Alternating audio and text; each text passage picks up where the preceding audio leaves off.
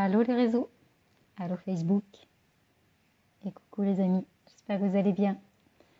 J'espère que vous allez bien en ce vendredi soir, nouvelle lune, moment de renouveau. Ça me fait sourire parce que ce soir, je viens de donner mon 5e webinaire de la semaine, là, c'était comme un marathon, et dans Maison Magique. Et donc on a terminé cette semaine, cette série de webinaires, là, il y a une demi-heure. Et c'est des moments qui me donnent beaucoup d'énergie et en même temps qui m'en demandent aussi. Donc c'est toujours assez paradoxal ce qui se manifeste. Et moi j'adore ça, j'adore vraiment ça, ces moments qui sont à la fois intenses. C'est comme du condensé en fait. C'est comme du condensé et puis c'est un moment de proximité aussi avec vous. Donc c'est vraiment puissant. Et ce soir je voulais revenir sur quelque chose du coup sur lequel on échangeait dans mon webinaire tout à l'heure. C'est à propos de l'énergie. De l'énergie. Et c'est vrai qu'aujourd'hui, moi, j'ai exercé le métier d'urbaniste pendant plus de 20 ans. Donc avec des outils qui sont très tangibles, cartésiens, académiques. Voilà, une clé d'entrée qui est bien différente de celle que j'utilise aujourd'hui. Mais donc je travaillais déjà sur les maisons, avec les maisons. Coucou Sylvie, je te fais plein de bisous là où tu es. Et donc je travaillais déjà sur et avec les maisons et en aménagement du territoire et toutes ces questions-là, mais voilà, avec d'autres, une boîte à outils qui était très normée, on va dire. Et donc aujourd'hui, après plus de 20 ans en tant qu'en aménagement du territoire, en urbanisme, en travaillant sur des questions de logement, d'habitat précaire, etc., j'ai fait le choix de travailler autrement avec les maisons et de travailler avec les maisons sous l'angle de l'énergie. Et c'est vraiment un choix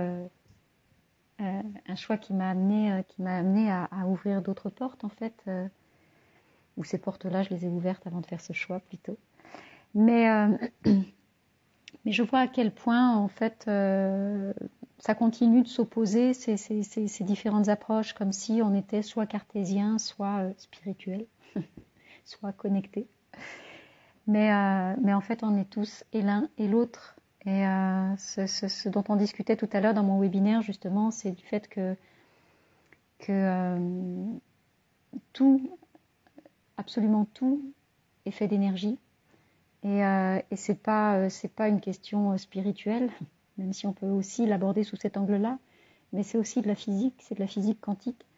Donc notre mental, il a besoin d'être rassuré parce que justement le fait que que ça puisse être étayé par des aspects scientifiques, ça permet de calmer notre mental qui est pas très à l'aise avec ces questions-là d'intangible en fait. Quand ça se passe dans l'énergie, c'est des choses qui sont pas palpables, c'est des choses qui sont pas visibles, que nos yeux ne peuvent pas voir, et donc notre mental, il émet une résistance farouche.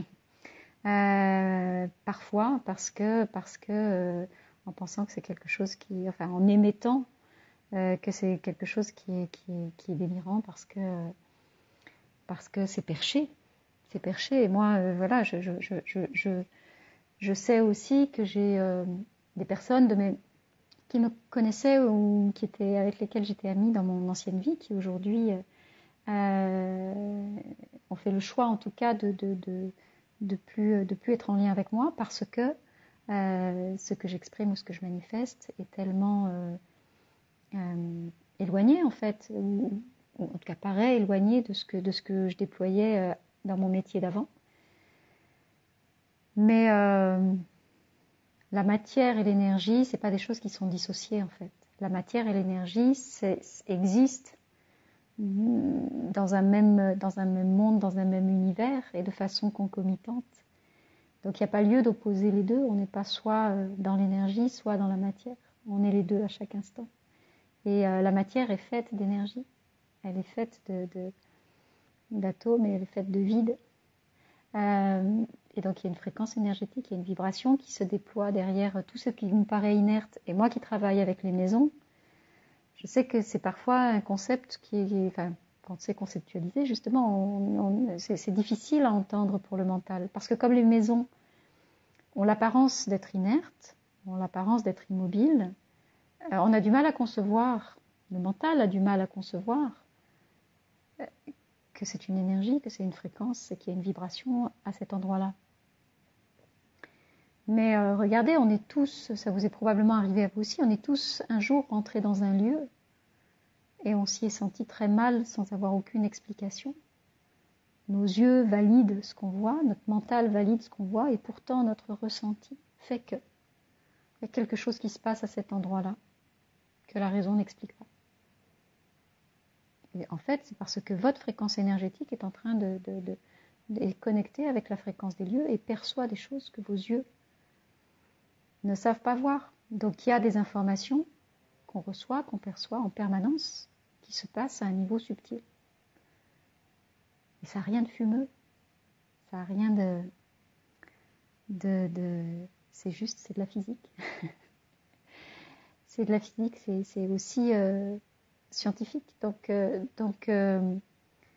voilà, c'est vraiment une invitation à faire la paix avec ces... Il n'y a pas besoin d'opposer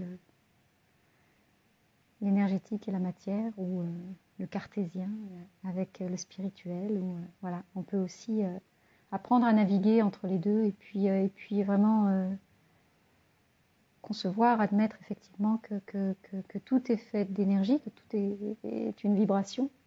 Ça permet aussi de reprendre notre responsabilité dans ce qu'on reçoit et dans ce qu'on émet. Parce que si moi-même je suis une vibration, c'est quelle est la vibration que j'ai envie d'envoyer dans le monde? Quelle est la vibration que j'ai envie d'envoyer en direction des autres? Et du coup, quelle est aussi la vibration que je vais recevoir en résonance avec la fréquence que moi j'émets? Ça nous renvoie à notre responsabilité. Et quand on est dans les lieux, en fait, oui, il y a des lieux qui viennent nous saisir comme ça, où on sent que c'est inconfortable. Il y a aussi des lieux qui vont, au contraire, on va se sentir extrêmement bien immédiatement. C'est une histoire de fréquence énergétique. Et ça, tout le monde l'a vécu. Je suis sûre que vous l'avez déjà expérimenté aussi. Donc, allez regarder, voilà, comment ça vous parle. Mais en fait, à partir du moment où vous faites la paix avec cette idée-là, avec le fait que tout est énergie et que les murs qui vous entourent sont porteurs d'une énergie, vous imaginez bien que la maison dans laquelle vous allez être en permanence, la maison dans laquelle vous allez dormir chaque nuit, la maison dans laquelle vous allez peut-être travailler, dans la maison dans laquelle vous allez passer entre 8 et 12, voire beaucoup plus heures par jour, vous allez en permanence en fait être en imbrication énergétique avec ce lieu-là. Donc ça va être vraiment important de prendre soin de cette connexion, de prendre soin de la fréquence énergétique, la vôtre et celle du lieu dans lequel vous vivez, parce que ça va vous impacter forcément au quotidien. C'est, j'allais dire c'est mathématique.